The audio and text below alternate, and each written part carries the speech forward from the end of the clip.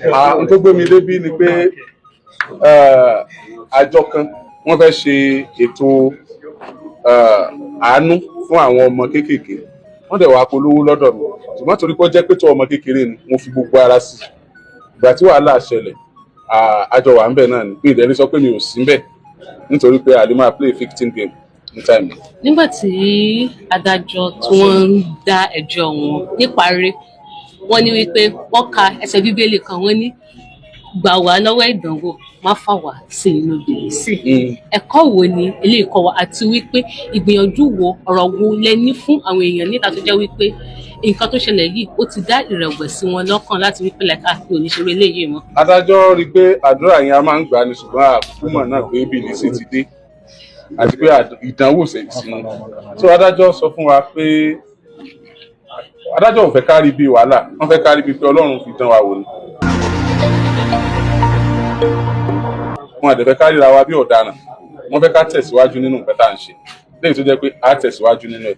Ẹ̀kọ́ tó yẹ ká kọ́ ń bẹ̀ àti kọ́. Àwọn ẹ̀kọ́ wo lẹ wá kọ́? Ẹ̀kọ́ tí mo kọ́ àkọ́kọ́ ni pé bí mo ṣe máa ń ṣe nǹkan mi tẹ́lẹ̀ tí mi ò kì í dà pọ̀ mọ́ téèyàn kí n padà bẹ́ẹ̀ kí n lọ máa ṣe láì dà pọ̀ mọ́ téèyàn.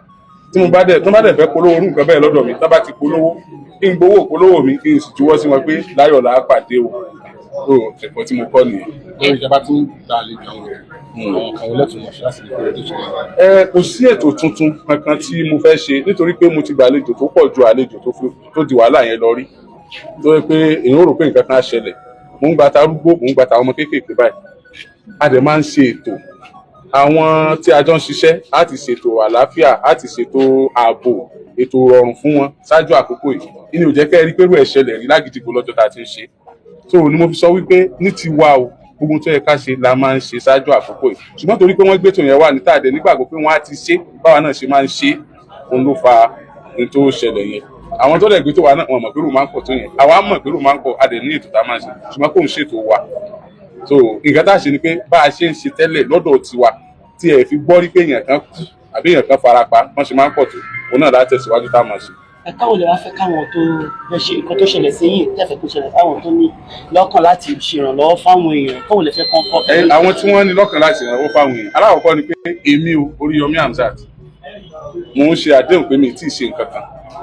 Nǹkan tí mò ń ṣe yẹn tí ó di wàhálà yìí pé Oriyomi ò ní ṣàánú àwọn ọmọ kékeré mọ́, kò ní ṣàánú àgbàlagbà mọ́, kò ní ṣe mọ́. Níwọ̀n ìgbà tó jẹ́ pé Oriyomi náà mo sì ń jẹ́, ní tí mò ń ṣe tẹ́lẹ̀ yẹn náà ni màá máa ṣe. Màá tún tẹ̀síwájú nínú ẹ̀ láti máa ṣe ni. Nítorí pé àwọn aráàlú fi yé mi pé àwọn nífẹ̀ẹ́ tí mò ń ṣe gbogbo ń tẹ́ ẹ ṣe nígbà tí ọ̀rọ̀ ìṣẹ̀lẹ̀. Ó ń sọ fún mi pé mi ì tí ì ṣe nǹkan kan kí n tún tẹ̀síwájú ni. Ẹni tó bá fẹ́ ṣerú ẹ̀, ẹ dákun, ẹ jẹ́ á máa sọ̀jọba lẹ́nu tá a bá fẹ́ ṣe ojú bá ń lọ. Ẹ jẹ́ á máa sọ̀jọba lẹ́nu. Bó láti sọ̀jọba lẹ́nu pé ẹ jẹ́ ìjọba ó gbọ́, ẹ jẹ́ ìjọba ó mọ̀, ẹ ṣe gbogbo ètò. Ó fi jẹ́ pé tí nǹkan tó àrùn bá tiẹ̀ ṣẹlẹ̀ gan, ìjọba ò ní sọ pé àwọn ò mọ̀ sí. This is the first time I will take another person's program on my head, and it will look like I'm one of the organizers. After this one, I will go back to my usual things. My usual thing, which is that I will organize my program. And if it is not my program, I want to advertise your program. I will do the advertisement, and I will take my hands off it. What about planning appropriately to avoid the last disasters? Because the planning does not concern me, I am not part of the planners. That is why I said I will go back. Normally, we have never seen any casualty in what I used to do personally, in my radio stations, in my NGOs. So it's because somebody brought the program to me, because it's a children program. I quickly fall in love for everything that has to do with the children. So I felt in love. I put my body there, everything, my resources, thinking that the organizer of the program has the plan like I used to do for my own program. But it left me here. That means anytime I will go back to my own style of doing my program myself, planning it myself. That is it.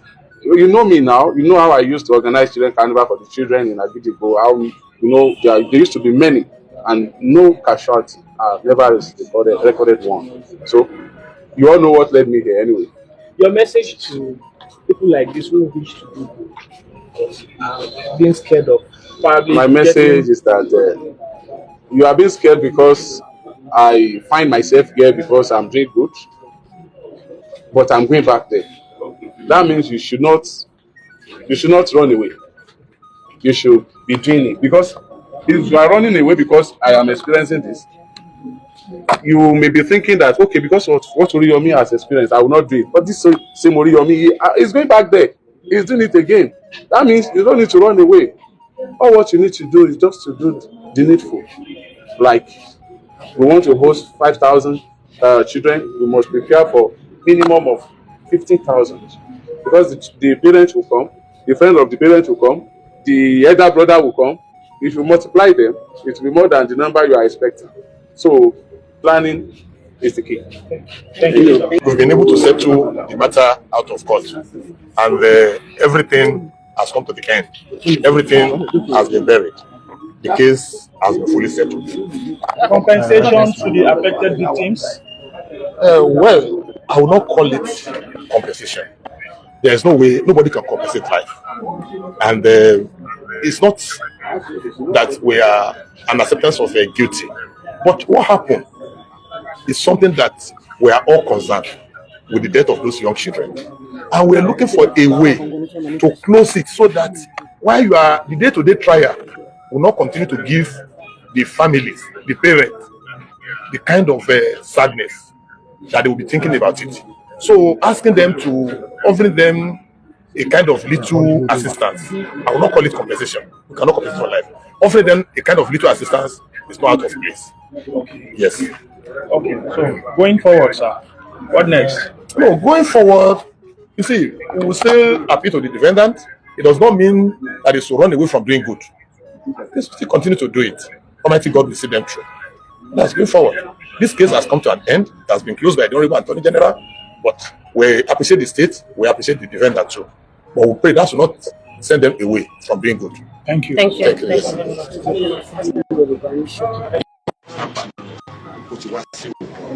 Nítorí pé àti àwa àti state ìyànjú àti ṣèlú òtítọ́ láàrin ara wa. Tòun tó yẹ ká ṣe léyìí ni pé kì í ṣe pé bóyá àwọn tí wọ́n mú wọ́n pàdé àbí wọ́n jáde láti pàdé. Àwa náà la mọ̀ tí ó fà á àti bí ó ṣe jẹ́.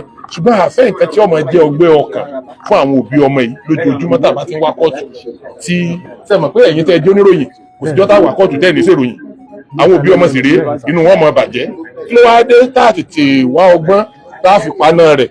Ìyẹn ló jẹ́ ká wá ọgbọ́n ká paná rẹ̀. Ìyẹn la ronú sí àti paná rẹ̀. Ọlọ́run sì bá wa paná rẹ̀. So àṣírí lágbára lọ́wọ́ Ọlọ́run jẹ́ ká rí ẹ̀mọ́ nínú ní state àti orílẹ̀-èdè wa. Men of goodwill will be running away from Oyo State. They wouldn't want a situation where they are going to be in the same program. I won't go to Oyo State. If anything happens now, they will say you did it deliberately. Just to run away from such, the two sides decided to find an amicable solution. Not leaving out the victims, the family of the victims. They were brought into the picture, they were appealed to, and they were made to understand that this is a thing that happened as a result of accident, which could happen anytime. It is beyond human control. So they agreed with us, and as a result of that, having set out to help. So the defendant said, okay, well, in the first place, we wanted to help. We can still go ahead and show empathy to the families of the deceased. And they did that. The state appreciated that, and in consequence, decided to withdraw the charges against the defendants. Sir, during your submission inside, you made reference to some sections and some subsections, and used some legal magazines. You see, the Attorney General under Section 211 of the Constitution has enormous power. He can institute a criminal proceeding. He can also put a stop to any criminal proceeding in any court within his territorial jurisdiction. In this instance, the Oyo State, he can do it. And that is what he has done. So the case is done. Thank God. We all went to the river. We came back with our pots full of water to quench the thirst for each and every one of us. May God forbid the occurrence of such. Ní ìgbà tó ṣẹlẹ̀ ni wípé ní ọjọ́ 18 oṣù 12 ọdún tó kọjá, ìṣẹ̀lẹ̀ ńlá kan ṣẹlẹ̀ èyí tí ó mú ẹ̀mí àwọn ọmọ kéékèèké kan lọ. ṣùgbọ́n àwọn tó fẹ́ ṣe ìrànlọ́wọ́ fáwọn aláìní àwọn ni wọ́n gbé ìjókòó yẹn kalẹ̀, àwọn ni ìjọba wa kó wípé àwọn ló fa ikú àwọn ọmọ kéékèèké tó kú yẹn. Ní ìdí èyí wọ́n gbé ẹjọ́ yẹn wá sí ilé ẹjọ́, ṣùgbọ́n nígbà tí àjọsọ́tún jọsósì igun méjèèjì wá foríkorí, wọ́n dẹ̀ fi orí kòkò sọ́dún, wọ́n wá ní òkè ẹ jẹ́ ká ṣe báyìí, àwọn téèyàn wọn kú ẹ jẹ́ ká bá wọn sọ̀rọ̀ ká sì ẹ̀tù sí wọn lọ́kàn kí wọ́n rí bí àmúwá Ọlọ́run. Àwa dúró, àwọn tí wọ́n ń jẹ́ ẹjọ́ àwọn olùjẹ́jọ́ wọn àwa dúró lórí ìyẹn nìkan, wọ́n wá nawọ́ àánú sí àwọn èèyàn. Àánú tí wọ́n nawọ́ yẹn ó nípa ní ọkàn ìjọba tíjọba náà fi ní òní ogúnjọ́ oṣù kẹta ìpè kí ẹjọ́ ìkó lọ sókè. Right now, we can see the chairman of Agba Ile FM in all smiles as he has just addressed the populace. Let's just say that he has just addressed everyone, and also in the interview, he made us realize that he's not stopping. He said that he is not stopping, but he would rather go back to the ways he used to do it. That is being the sole organizer and also orchestrating the whole thing without meeting with someone else or without collaborating with someone else. But let's show the fact that he said he is not stopping.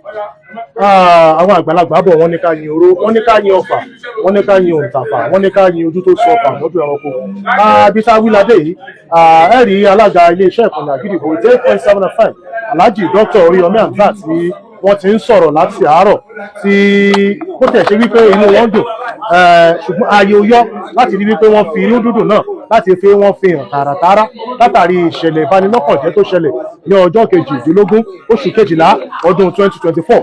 Ṣùgbọ́n nígbà tí wọ́n bi Alhaji Dr. Oriyomi Ati léèrè wípé ṣé ìṣẹ̀lẹ̀ tó ṣẹlẹ̀ yìí ṣé yóò dá yín lọ́wọ́ kọ́ láti mọ́ tẹ̀síwájú nínú iṣẹ́ àánú, Alhaji Oriyomi Ati sọ wípé ìṣẹ̀lẹ̀ yìí ò ní dá àwọn lọ́wọ́ kọ́, bó tiẹ̀ ṣe wípé àwọn ti kó àwọn ẹ̀kọ́ lọ́pọ̀lọpọ̀ lórí ohun tó ń ṣẹlẹ̀ yìí, ṣùgbọ́n síbẹ̀ àwọn tẹ̀síwájú nínú iṣẹ́ àánú tí àwọn ń ṣe.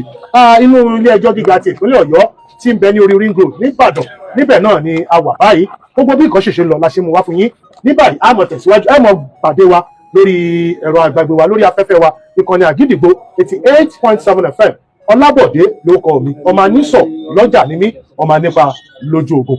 Ẹ darapọ̀ mọ́ wa nínú yàrá agbára wa nílé iṣẹ́ ìkànnì àgídìgbò 88.7 FM Ìbàdàn. And of course, in case you missed all the updates we've been given since the live update, you can join us by 6:30 p.m. on our news bulletin. That is our major news bulletin, to get the details to all the things we've been saying since. But in essence, what we are saying is that the case against the chairman of Agba Ile FM, alongside Queen Naomi Pelu and the principal of Islamic High School, has been struck out. And now we're on our way back to Agba Ile FM. All smiles, of course. We are going back to Agba Ile FM. And the chairman said he is not stopping on his philanthropy. We sincerely appreciate everyone for the support up until now. Taking us back to memory lane, December 18, 2024, which was supposed to be a Christmas fun fair organized by the Wings Foundation, by the Queen, ex-Queen of Oni of Ife, and also that turned out to be a tragic event that no one expected. Since then, we had the chairman of Agba Ile FM, the ex-Queen, and also the principal of Islamic High School, where the fun fair was supposed to take place. They were remanded December 24, 2024, but were also released on bail January 14. We've seen a series of adjournments since then, and today we are now in the High Court, hoping for a final judgment today. Court 5. We're currently in Court 5 and of events from December 18, and today we are hoping for a final judgment as we are ready before the court and also before the judge. The lawyers are there to represent their clients, of course. Alhaji Dr. Oriyomi Ati, also the principal of Islamic High School, alongside ex-Queen Oni of Ife. She is also, they've all appeared in front of the courts this morning, and we are hoping for a final judgment. Thank you so much for being with us this far. I mean, we've been together from December 18 up until now. I sincerely appreciate everyone for the support, the prayers, and the love you've all been sharing on the chairman of FAGILE FM, Dr. Oriyomi Ati. Yes, we are here today and we are hoping for a better judgment. Let's say a good outcome today. So keep praying, and we shall be here giving you updates as it is going. Of course, we can't do this inside the courtroom. That is a sacred place. But we are given updates. And as it is coming out, we have a reporter in the courtroom already who would bring out reports as it unfolds this morning.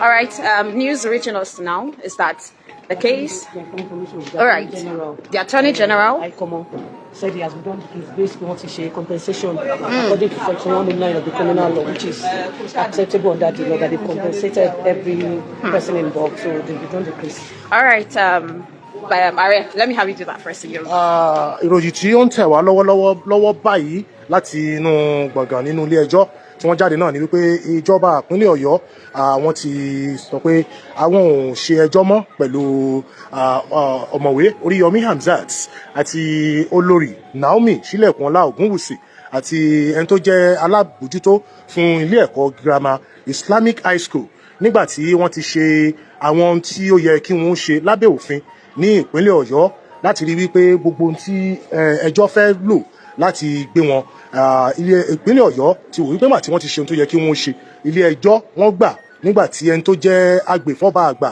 pátápátá yányán fún ìpínlẹ̀ Ọ̀yọ́ amòfin àìkọ́mọ tí wọ́n ti sọ wípé ìpínlẹ̀ Ọ̀yọ́ ti yọwọ́ pátápátá láti tẹ̀síwájú nínú ẹ̀sùn tí wọ́n fi kan Alhaji Dr. Oriyomi Hamzat, Olori Ṣílẹ̀kùnọlá Naomi Ògúnwùsì àti principal tí wọ́n jẹ́ olùdarí fún ilé ẹ̀kọ́ girama Islamic High School nílùú Ìbàdàn látàrí ìṣẹ̀lẹ̀ tí ó bani lọ́kàn jẹ́ tí ó ṣẹlẹ̀ ní ọjọ́ 18 oṣù kejìlá ọdún 2024 nínú ilé ẹ̀kọ́ girama Islamic High School tí ń bẹ ní Bàṣọ̀run níbàdàn níbi tí àjọ ẹlẹ́yinjú àánú tí wọ́n pè ní Wings Foundation tí wọ́n ti ń ṣètò ìkónilẹ́nujọ àti ìdùn àwọn ọmọ kéékèèké nínú tí ìṣẹ̀lẹ̀ láabi sì ṣẹlẹ̀ inú gẹ́gẹ́ bá ṣe sọ fún yín lẹ́ẹ̀kan nínú gbọ̀ngàn ilé ẹjọ́ gíga ti ìpínlẹ̀ Ọ̀yọ́ tí ń bẹ ní orí Ring Road níbàdàn náà ni a wà. Wúràọlá Yusuf, kí ni o fẹ́ sọ fún àwọn aráalé lórí ohun tó ṣẹlẹ̀ yìí? All right, the Attorney General of your state, that is Honorable Justice Aikomo, has dropped the case against the true Alhaji Dr. Oriyomi Hamzat, Queen Naomi Ṣílẹ̀kùnọlá, and the principal of Islamic High School as regards the incidents, the unfortunate incidents that happened at Islamic High School, which was supposed to be a joyous moment for kids. But now it has happened, and today the news is that the case has been withdrawn because surely the people involved have been duly compensated, and that is acceptable under the criminal law of your states. And that is the final judgment I guess we've been waiting for. Congratulations to us all. A máa retí kí àwọn olùjẹ́jọ́ kí wọ́n jáde nínú gbọ̀ngàn nínú yàrá ìdájọ́ nígbà tí adájọ́ tí ó bá ti fòtélé wípé in tí agbèfọ́ba àgbà yányán ní ìpínlẹ̀ Ọ̀yọ́ amòfin àìkọ́mọ in tí wọ́n gbé kalẹ̀ níwájú ilé ẹjọ́ pé àwọn ti fòtélé o pé kí ìjọba ìpínlẹ̀ Ọ̀yọ́ àti ilé ẹjọ́ kí wọ́n má tẹ̀síwájú nínú ẹ̀sùn tí wọ́n fi kan alága àti olùdarí iléeṣẹ́ ìkànnì àgídìgbò 88.7 FM Alhaji Dr. Oriyomi Hamzat àti Olori Naomi Ṣílẹ̀kùnọlá Ògúnwùsì àti principal fún ilé ẹ̀kọ́ girama Islamic High School ní Bàṣọ̀run níbàdàn. Bí nǹkan bá tún ṣe lọ a máa jẹ́ kí kẹ́ ẹ gbọ́ lẹ́kùnrẹ́rẹ́ bó ṣe ń lọ lọ́wọ́lọ́wọ́ báyìí la ṣe mú wá fún yín láti inú ilé ẹjọ́ gíga ti ìpínlẹ̀ Ọ̀yọ́ ti High Court of Justice tí ń bẹ ní orí Ring Road níbàdàn ní ìpínlẹ̀ Ọ̀yọ́. Ọlábọ̀dé lórúkọ mi ò máa ní sọ lọ́jà ò máa nípa lójú ogun. Èmi àti Wúràọlá Yusuf àti Ọlámídé Badmus lájọ bí tẹ́ ń gbóhùn wa ní kété. All right. Just like I said earlier, our reporter Olamide Badmus was inside the courtroom to be giving us updates as it is unfolding. And while we are outside here, also giving you the updates as we receive them from her, other people as well. Of course, we sincerely appreciate everyone's effort. We're still expecting the defendants and also the lawyers and also for the whole proceeding to come to an end this morning. But the news is that the case has been withdrawn. The case against them has been withdrawn as due compensations have been done right now. So we're waiting for other updates as we also await them coming out of the courtroom. So we can hear from them directly, from the lawyers and also from the defendant. Thank you so much for staying tuned. Thank you so much for your kindness and your support to Alhaji Dr. Oriyomi Ati since the inception of this unfortunate incident, which was supposed to be a joyous moment, as he is known for bringing kids together to have fun just for their happiness and for their joy. But unfortunately, that turned out to be something else on December 18th. But today, we have received the final judgment today, March 20, 2025. The final judgment has been passed. The case has been dismissed. Bọ́lá Yusuf, mo fẹ́ kí o jẹ́ ká sọ ọ̀kan bíi méjì bíi mẹ́ta lórí àwọn ìṣẹ̀lẹ̀ tí ó ṣẹlẹ̀ lórí ìṣẹ̀lẹ̀ tó ṣẹlẹ̀ ní ọjọ́ 18 oṣù kejìlá ọdún 2024. Àjọ ẹlẹ́yinjú àánú Wings Foundation tí wọ́n ṣetán láti ṣe mú àwọn ọmọ kéékèèké nínú dùn. Àwọn ọmọ kéékèèké tí wọ́n tó bí 5,000 níye ni wọ́n pè tí wọ́n sì lo ilé-iṣẹ́ ìkànnì àgídìgbò 88.7 FM láti ṣe ìpolongo fún iṣẹ́ àánú tí wọ́n fẹ́ ṣe. For advertisement. Bẹ́ẹ̀ ni, láti ṣe ìpolongo. Ìpolongo yìí ni ilé-iṣẹ́ ìkànnì àgídìgbò 88.7 FM tí wọ́n ṣe tó sì ṣe wípé ẹni tí ohùn rẹ̀ lọ sókè jù tí ó ṣe ìpolongo yìí gangan jù ó ní Alhaji Dr. Oriyomi Ati. Ilé ẹ̀kọ́ girama tí wọ́n lò láti ṣe ètò tí wọ́n fẹ́ ṣe yìí, ilé ẹ̀kọ́ girama Islamic High School ní Basọ̀run, ẹni tí ó jẹ́ olùdarí àgbà fún ilé ẹ̀kọ́ girama Islamic High School, bàbá principal tí wọ́n jẹ́ olùdarí àgbà, àwọn náà wà nínú ìṣẹ̀lẹ̀ nítorí pé àwọn ni wọ́n jẹ́ olùṣàkóso àgbà yányán nílé ẹ̀kọ́ girama tí ìṣẹ̀lẹ̀ yìí ti ṣẹlẹ̀. Ìṣẹ̀lẹ̀ láabi ni, Olódùmarè kó má jẹ́ ká rírú ẹ̀ mọ́ nípínlẹ̀ Ọ̀yọ́, ká má rírú ẹ̀ mọ́ ní orílẹ̀-èdè Nàìjíríà. Gbogbo àwọn tí ìṣẹ̀lẹ̀ yìí sì ṣẹlẹ̀ sí lágbára Olódùmarè, àwọn ògo tuntun wọn ó dìde nínú ìdílé wọn lágbára Olódùmarè. Gbogbo ìṣẹ̀lẹ̀ tó ṣẹlẹ̀ Olódùmarè yóò rọ̀ wọ́n lójú láṣẹ Olódùmarè. Ìṣẹ̀lẹ̀ yìí tó ṣẹlẹ̀ ní ìdájí ìṣẹ̀lẹ̀ yìí ṣẹlẹ̀ nígbà Ọlá Yusuf. Kódà mo ń bẹ lórí ibùsùn nígbà tí ìṣẹ̀lẹ̀ yìí ṣẹlẹ̀ tó ṣe wípé 5,000 ọmọ kéékèèké tí wọ́n sọ pé kí wọ́n kó wá sí Islamic High School láti wá dùn wọ́n nínú. Àwọn tí wọ́n ti ń bẹ ní Islamic High School wọ́n ti pọ̀, kódà wọ́n ti kọjá 5,000. There were more than enough people even before the event started. So, and it was such an unfortunate event that no one prayed for that to happen. As we do know Alhaji Dr. Oriyomi Ati for his philanthropy and also for bringing little children together for their happiness and all. Alongside the Wings Foundation, they, Alhaji Dr. Oriyomi Ati did the advertisement for that, of course, and because of his what he is known for, to be a frontliner for things that has to do with kids. That unfortunate event, it later happened, and of course our heart goes to the families involved. We pray for the repose of these souls. We're currently at the High Court right now, and the final judgment is that the case has been dismissed after the families involved have been duly compensated. Of course, we sincerely appreciate everyone for their support and also for the prayers that we've been showering on Dr. Oriyomi Ati. As the event unfolds, we'll see right here at the High Court. We'll be giving you the updates. Múra Ọlá Yusuf, mo fẹ́ kí mi fẹ́ kó gbàgbé nǹkan kan. Ní tí mi fẹ́ kó gbàgbé náà ni wípé ká dúpẹ́ púpọ̀ lọ́wọ́ ìjọba ìpínlẹ̀ Ọ̀yọ́ lábẹ́ ìṣàkóso ọlọ́lá jùlọ ẹnjìníà Olúṣèyí Abíọ́dún Mákindé tí wọ́n rí wípé n tí ń jẹ́ ìlànà òfin wọ́n tọ́ bó ṣe yẹ kí wọ́n tọ́ ìlànà òfin láì fi ṣègbè rárá, láì fi sọ pé ẹnìkan ló súnmọ́ mi ẹnìkan ni ò súnmọ́ mi, gẹ́gẹ́ bí àwọn ọ̀rọ̀ tí gómìnà sọ nígbà tí ìṣẹ̀lẹ̀ ìṣẹ̀lẹ̀ wípé kí ẹnikẹ́ni mọ̀ rò wípé bóyá ẹnìkan ló súnmọ́ wọn àbí ẹnìkan ló wà ní ipò gíga kan tí ọ̀rọ̀ náà kàn. Òfin gbọ́dọ̀ ṣiṣẹ́ bó ṣe yẹ kí òfin ó ṣiṣẹ́, àwọn gbọ́dọ̀ tọ́ ìlànà òfin bó ṣe yẹ kí àwọn tọ́.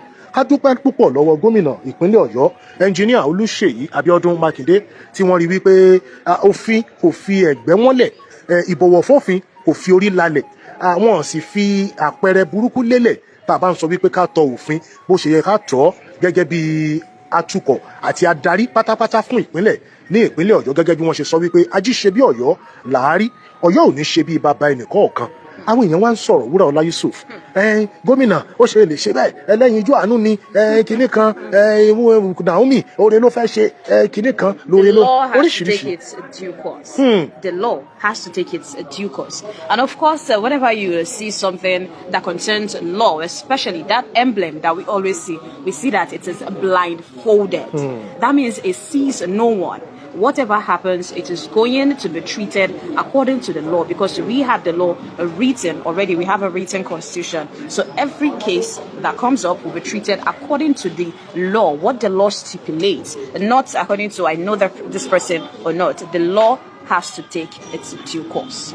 Ká sì tún wá dúpẹ́ lọ́wọ́ ilé ẹjọ́ gíga, àwọn alákòóso ilé ẹjọ́ gíga ti ìpínlẹ̀ Ọ̀yọ́ látòrí adájọ́ àgbà, onídàájọ́ àgbà yányán fún ìpínlẹ̀ Ọ̀yọ́, onídàájọ́ Ìyábọ̀dé Ṣùbọ́ládé Yerima, tí àwọn náà dúró àti àwọn adájọ́ tí wọ́n dúró láti rí wípé òfin wọ́n tọ́ bó ṣe yẹ kí wọ́n tọ́, àti ilé ẹjọ́ magistrate ni o àti ilé ẹjọ́ gíga, pàápàá jùlọ àwọn òṣìṣẹ́ nílé iṣẹ́ ọgbà àtúnirọ tí ń bẹ ní ìpínlẹ̀ Ọ̀yọ́ ní Agodi nílẹ̀ Ìbàdàn. And AGFI Komo as well.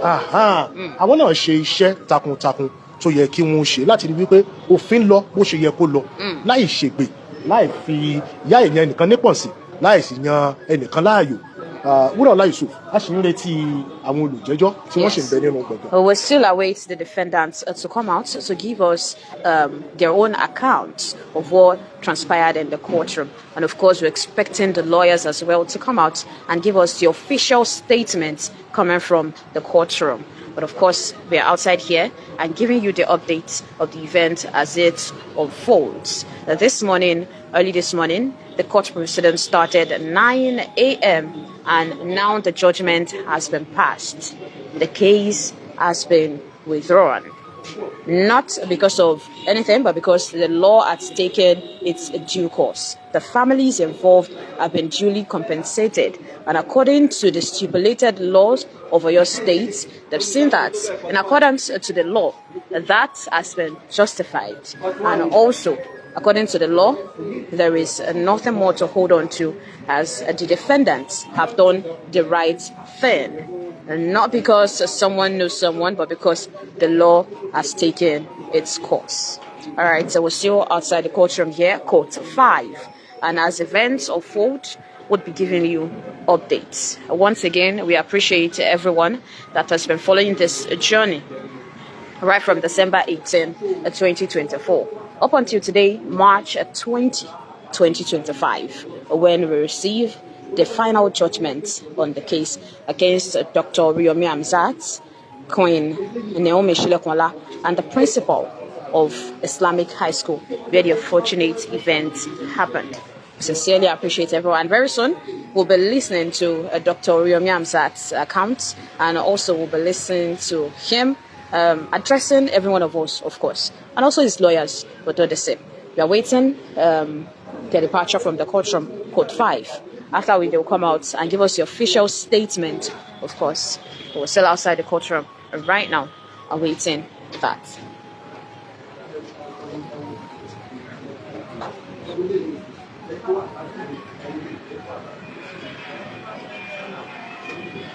And as we can see, that reporters, radio stations, TV stations have been coming around to, of course, cover this news. But of course, Igbejo FM is the #1 radio station, and we've been here, even aside the fact that the case concerns us. Yes, we're here now.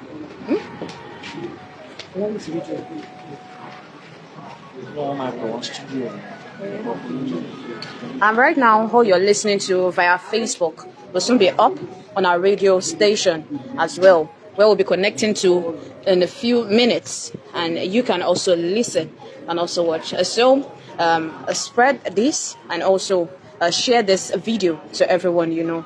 as this will be going live on our radio too in a few minutes, of course.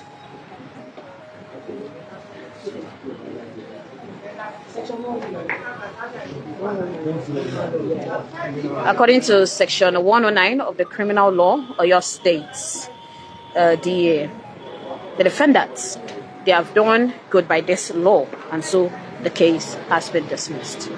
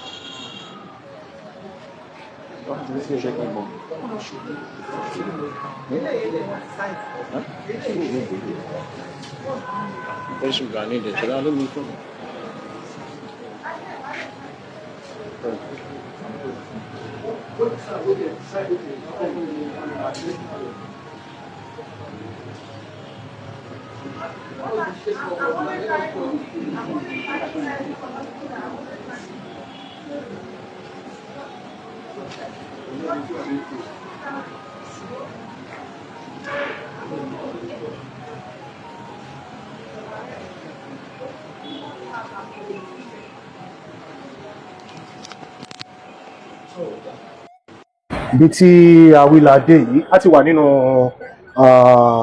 ilé ẹjọ́ gíga ti ìpínlẹ̀ Ọ̀yọ́ nílẹ̀ Ìbàdàn ní ti ìpínlẹ̀ Ọ̀yọ́ tí ń bẹ nílẹ̀ Ìbàdàn lórí ring road níbi tí a ti ń dúró láti gbọ́ ìgbẹ́jọ́ lórí ẹ̀sùn tí ìjọba ìpínlẹ̀ Ọ̀yọ́ tí wọ́n fi kan alága àti aláṣẹ olùdarí iléeṣẹ́ ìkànnì àgídìgbò 88.7 FM Alhaji Dr. Oriyomi Ati àti ayaba onírìṣà ti Ilé-Ifẹ̀ tẹ́lẹ̀ rí Queen Naomi Ṣílẹ̀kùnọlá Ògúnwùsì àti ẹni tó jẹ́ olùdarí àgbà àti alákòóso fún ilé ẹ̀kọ́ girama Islamic High School ní Ìbáṣọ̀run nílẹ̀ Ìbàdàn látàrí ìṣẹ̀lẹ̀ tí ó ṣẹlẹ̀ ní ọjọ́ 18 oṣù kejìlá ọdún 2024. Lákọ̀ọ́kọ́ náà kọ́kọ́ bá gbogbo àwọn tí ìṣẹ̀lẹ̀ láabi ìṣẹ̀lẹ̀ sí a bá wọn kẹ́dùn lọ́pọ̀lọpọ̀ a sì gbàdúrà wípé Olódùmarè yóò rọ̀ wọ́n lọ́kàn, Olódùmarè yóò rọ̀ wọ́n lójú, àwọn ògo tuntun wọ́n dìde padà nínú ìdílé ẹnìkọ̀ọ̀kan wọn láṣẹ Olódùmarè. A sì bá ìpínlẹ̀ Ọ̀yọ́ náà a bá kẹ́dùn látàrí ìṣẹ̀lẹ̀ tó ṣẹlẹ̀ ní ọjọ́ 18 oṣù kejìlá. Irú ìṣẹ̀lẹ̀ láabi bẹ́ẹ̀ kò ní ṣẹlẹ̀ mọ́ ní ìpínlẹ̀ Ọ̀yọ́ lágbára Olódùmarè. A ti wà nínú ilé ẹjọ́ gíga ti ìpínlẹ̀ Ọ̀yọ́ báyìí ibi tí ìgbẹ́jọ́ yìí tí wọ́n takọ́sọ rẹ̀ sí ó sì ṣe wípé látìgbà tíṣẹ̀lẹ̀ yìí ti ṣẹlẹ̀ ó ti ṣe wípé ìjọba ìpínlẹ̀ Ọ̀yọ́ ti dìde wípé òfin ó gbọ́dọ̀ ṣiṣẹ́ rẹ̀, a gbọ́dọ̀ fi ìlànà òfin a gbọ́dọ̀ fi tọ̀ ọ́ láì ṣègbè, láì yẹn nìkan láàyò, láì yẹn nìkan nípọ̀sí gẹ́gẹ́ bí ó ṣe lọ. Ìjọba ìpínlẹ̀ Ọ̀yọ́ dìde nígbà tíṣẹ̀lẹ̀ yìí ṣẹlẹ̀. Àwọn tí wọ́n fi ẹ̀sùn kàn wọ́n gbọ́dọ̀ fi ojú balẹ̀ ẹjọ́ gẹ́gẹ́ bí gómìnà wa ní ìpínlẹ̀ Ọ̀yọ́ ọlọ́lá jùlọ ẹnjìníà Olúṣèyí Abíọ́dún Mákindé gẹ́gẹ́ bí wọ́n ti sọ nínú ọ̀rọ̀ wọn wípé òfin ò gbọ́dọ̀ ṣègbè lẹ́yìn ẹnikẹ́ni, òfin ò sì gbọ́dọ̀ yẹn ẹnikẹ́ni láàyò yálà bí ẹni onítọ̀hún bó ṣe jẹ́ ní àwùjọ àdúgbò agbára tí onítọ̀hún ní. Òfin ṣiṣẹ́ rẹ̀ bó ṣe yẹ kí òfin ṣiṣẹ́ rẹ̀ ó bẹ̀ náà làwọn sì tẹ̀lé tí wọ́n ń pè ní rule of law ó gbọ́dọ̀ ṣiṣẹ́ rẹ̀. Ilé ẹjọ́ gíga nígbà tí ìgbẹ́jọ́ yìí ti bẹ̀rẹ̀ ni àwọn olùjẹ́jọ́ kí wọ́n lọ rè fi wọ́n pamọ́ ná sí ọgbà àtúnirọ tí ń bẹ ní Agodi nìbàdàn. Ibẹ̀ náà ni ìgbẹ́jọ́ yìí ti bẹ̀rẹ̀ ó sì ṣe wípé bí wọ́n ti ń wá sí ilé ẹjọ́ bẹ́ẹ̀ náà ni wọ́n ń sún ọjọ́ ìgbẹ́jọ́ yìí síwájú tí àwọn adájọ́ tí wọ́n sì ń jókòó, adájọ́ ń jókòó wọ́n ń gbọ́ ẹ̀sùn àwọn olùjẹ́jọ́ àwọn náà ń wá sí ilé ẹjọ́ wọ́n sì ń gbọ́ ẹ̀sùn wọn gẹ́gẹ́ bí ó ṣe yẹ kó lọ. Ṣùgbọ́n lónìí 20 oṣù kẹta ọdún 2025 ìròyìn tó ń tẹ̀ wá lọ́wọ́ ní yàjóyàjó lọ́wọ́lọ́wọ́ báyìí náà ni wípé ìjọba ìpínlẹ̀ Ọ̀yọ́ láti ẹnu ẹ tó jẹ́ agbèfọ́ba àgbà yányán ní ìpínlẹ̀ Ọ̀yọ́ amòfin àìkọmọ wọ́n ti sọ wípé ìjọba ìpínlẹ̀ Ọ̀yọ́ wọ́n ti sọ ilé ẹjọ́ gíga àti ìjọba ìpínlẹ̀ Ọ̀yọ́ sọ wípé àwọn ò ṣetán láti tẹ̀síwájú nínú ẹ̀sùn tí wọ́n fi kan Alhaji Dr. Oriyomi Ati àti Olori Ọ̀nìrìsà Ilé Ifẹ̀ tẹ́lẹ̀ rí Olori Naomi Pelu Oga àti principal ilé ẹ̀kọ́ girama Islamic High School ní Basọ̀run nìbàdàn nípa àwọn ọmọ látàrí pé wọ́n ti ṣe àwọn ohun tó tọ́ àti àwọn ohun tó yẹ lórí tí ìwé òfin àlàkalẹ̀ ìwé òfin tí wọ́n ń pè ní ACGL ti ìpínlẹ̀ Ọ̀yọ́ tó là kalẹ̀ section 109 pé wọ́n ti ṣe ohun tó yẹ kí wọ́n ṣe lórí ẹ̀ bóyá tí àwọn amòfin tí wọ́n bá jáde àbí Wúrọ̀ọlá Yusuf ó ṣe wípé òun mọ̀ nípa òfin dáadáa ó lè máa yànnà náà ó máa tú yẹ́bẹ́yẹ́bẹ́ ní ti section 109 tí ó sọ nínú ìwé òfin ti ìpínlẹ̀ Ọ̀yọ́ ṣùgbọ́n lọ́wọ́lọ́wọ́ báyìí ìròyìn tó ń tẹ̀ wá lọ́wọ́ ní yàjóyàjó náà ni wípé ìjọba ìpínlẹ̀ Ọ̀yọ́ sọ pé àwọn ò ṣetán láti tẹ̀síwájú nínú ẹ̀sùn tí wọ́n fi kan Alhaji Dr. Oriyomi Ati Olori Naomi Ogunwusi àti bàbá principal Islamic High School ní Basọ̀run nìbàdàn nítorí pé wọ́n ti ṣe ohun tó tọ́ àti ohun tó yẹ lábẹ́ ìlànà òfin bí ìwé òfin ìpínlẹ̀ Ọ̀yọ́ bó ti là á kalẹ̀ nínú section 100 ẹ jẹ́ kí Wúrọ̀ọlá Yusuf ó sọ fún yín lédè ìfínìfínì. All right, good morning, everyone. Of course, we await the custodians of the law to come out and make a better clarification as regards Section 109 ACGL. What does it contain and how was it used as regards this case concerning Dr. Oriyomi Ati, Queen Naomi Pelu, and also the principal of Islamic High School due to the unfortunate events that happened December 18, 2024. Which was supposed to be a joyous moment and a moment of celebration for everyone, including these kids and their families. But it turned to be an unfortunate event as people were already overcrowded. We're already overcrowding the event, the venue, right before it even started. That happened, and that was the event organized by the Wings Foundation, which Igbejo FM advertised. And Alhaji Dr. Oriyomi Ati being someone, a lover of children, frontlined that. But then it turned out the way it turned. December 24, the trio were remanded in Agodi. And since then, they were released on bail January 14. Since then, we've seen a series of adjournments of this case. But today, March 20, 2025, we're currently at Oyo State High Court. And news information reaching us now is that the case has been dismissed. The case against Dr. Oriyomi Ati, Queen Naomi Pelu, and the principal of Islamic High School, due to the event that happened on December 18, the case has been dismissed because Section 109 ACGL has been tended to, according to the criminal law of your state. The families involved have been duly compensated, and now we await the official statement coming from the defendants and also coming from the lawyers that are currently in the courtroom as we speak. Once again, we commiserate with the families that were involved in the unfortunate event that happened on December 18, 2024. And we hope, we pray for the repose of the souls that were lost on that particular day.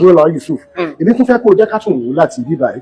Ẹ̀yin eléyìnbó ẹ máa ń sọ ọ̀rọ̀ kan wípé leadership by example. Pé aṣíwájú rere yóò fi àpẹẹrẹ rere yóò fi lélẹ̀.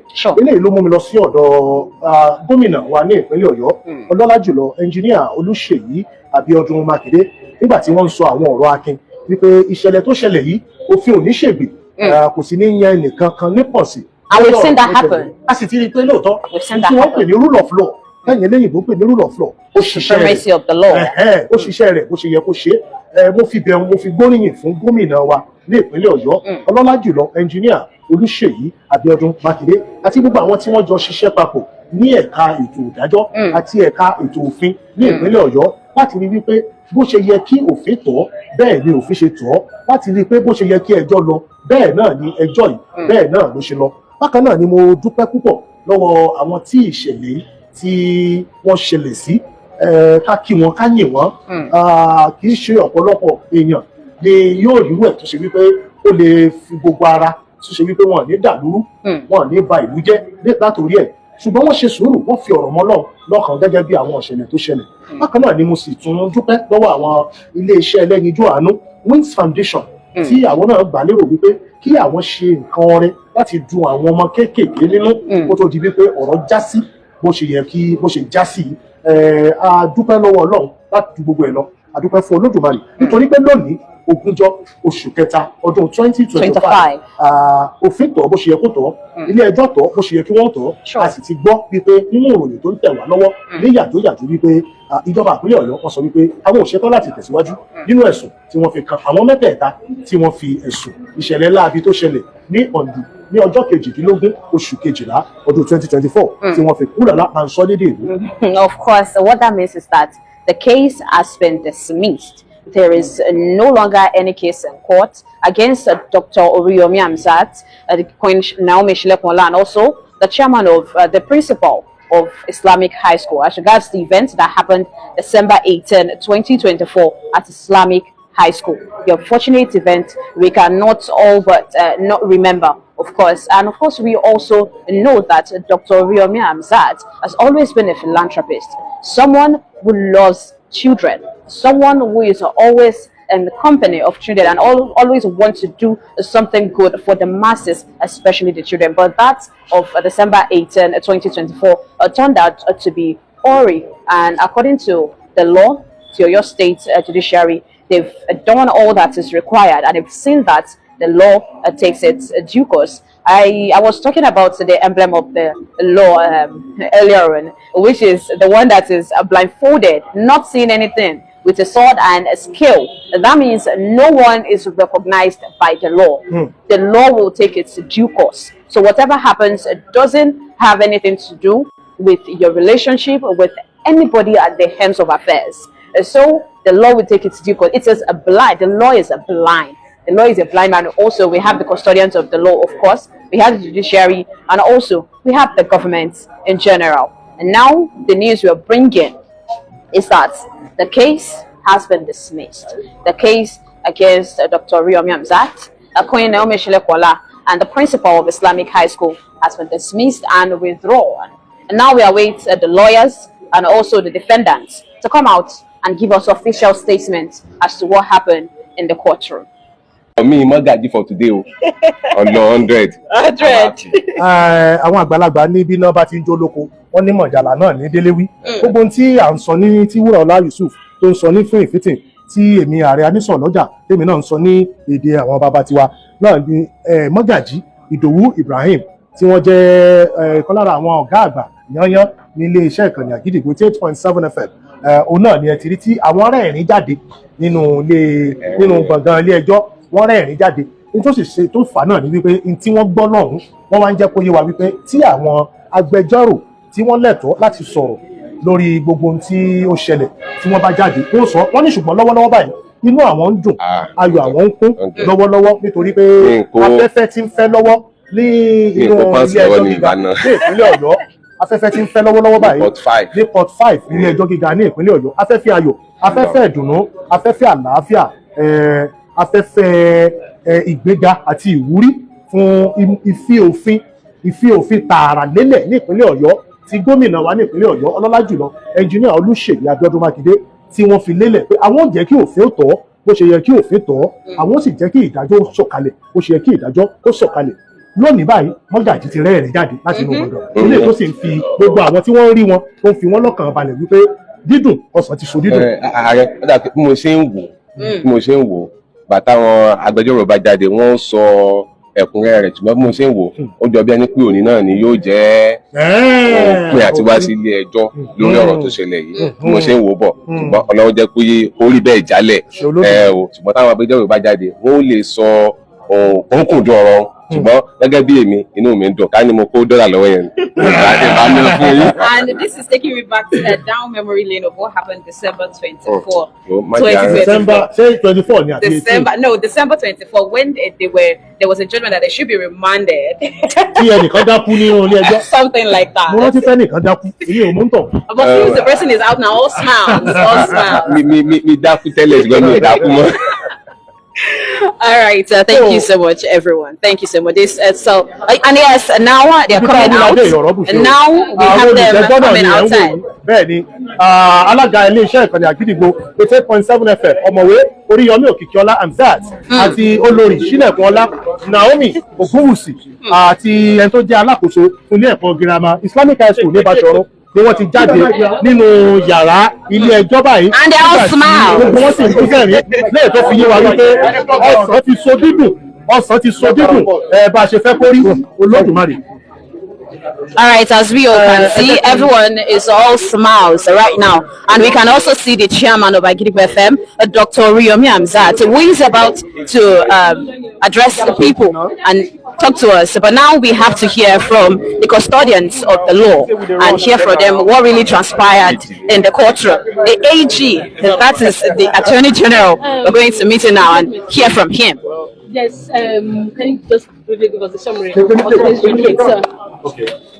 There was an unfortunate incident in December that led to the death of some young Nigerians. And you see in law, whenever death occurs in circumstances considered unnatural, the law will take its course. So the state responded by filing charges against persons, implicated in the investigation. And in the course of doing that, we actually wanted to prosecute, but the affected persons showed empathy. They showed compassion, and as far as human beings can do, they tried to assuage the feelings of the affected families. And in the circumstances, we felt, well, the essence of prosecution is not to kill people or to persecute them, that it is in the interest of justice to discontinue the charge. And that was what happened in court today. So we withdrew the charge, and it was struck out by the court. So what's the implication of the withdrawal, sir? There is no charge against them again, so they are free. Compensations for the affected. Okay, I can confirm to you that the affected families have been duly compensated. Okay, while the judge was also ruling, he said something about the returns of their international passports that were sent. Okay, because we filed a charge against them, a fundamental principle is that the court will guide its jurisdiction and ensure that the defendants attend their trial. So in order for them not to run away in court now, the court restricted their movement by directing that they should deposit their passports with the court. And now that the charge has been discharged, it goes without saying that the passport should be released to them. Thank you very much. Jonathan, you quoted some passage, some part of law why you are when you are talking when I was applying Section 101. Okay, I relied on the provision of the Administration of Criminal Justice Law for Oyo State 2016, Section 108, 109, and above all, I relied on Section 211 of the Constitution, which empowers the Attorney General to discontinue any charge in the interest of justice and abuse of bigger process. Thank That was what happened in court. Okay, my name is Abiodun Aikomo. I'm Honorable the Attorney General of Oyo State. Àròyé TV rèé ẹ láìkì ẹ subscribe kẹ́ sì máa follow. Òkè la wà téńté.